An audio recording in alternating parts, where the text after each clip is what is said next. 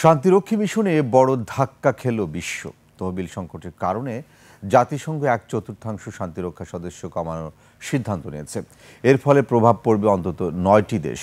সবচেয়ে বেশি ঝুঁকিতে রয়েছে বাংলাদেশ সহ শীর্ষ শান্তিরক্ষা মিশনে সামরিক বেসামরিক সদস্য পাঠানো দেশগুলো। প্রেরণকারী দেশগুলো বিস্তারিত আফ্রিদি হোসাইনের ডেস্ক রিপোর্টে। আপনার প্রিয় কাপড়ের যত্নে এলো এনজাইম সমৃদ্ধ Arik silver wash detergent powder 500 গ্রাম মাত্র 70 টাকা। প্রিমার্ক। জাতিসংঘ শান্তিরক্ষা মিশনে বাংলাদেশ থেকে প্রচুর সেনা সদস্য ও পুলিশ শান্তিরক্ষী মিশনে কাজ করেন। জাতিসংঘের এই মিশনে শান্তিরক্ষী পাঠানোর তালিকায় বাংলাদেশের অবস্থান তৃতীয়। গত 31 আগস্টের হিসাব অনুযায়ী বর্তমানে 10 দেশে শান্তিরক্ষী হিসেবে 444 নারী সহ 5696 বাংলাদেশি দায়িত্ব পালন করছেন। 2025-26 সালে জাতিসংঘের শান্তিরক্ষা মিশনের মোট বাজেট ছিল $540 কোটি।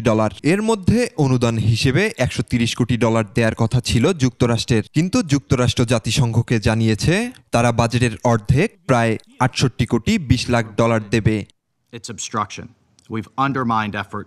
এর ফলে তহবিল সংকটে পড়েছে জাতিসংঘ শান্তিরক্ষা মিশন। বিশ্ব সংস্থাটি বলছে শান্তিরক্ষা মিশনের 1/4 সদস্য কমানো হবে। জাতিসংঘ বলছে আগামী মাসগুলোতে প্রায় 13 থেকে 14 হাজার ইউনিফর্মধারী শান্তিরক্ষা সৈনিক ও পুলিশ সদস্য বিভিন্ন মিশন থেকে প্রত্যাহার করা হবে। ছাঁটাই করা হবে বহু বেসামরিক কর্মীও।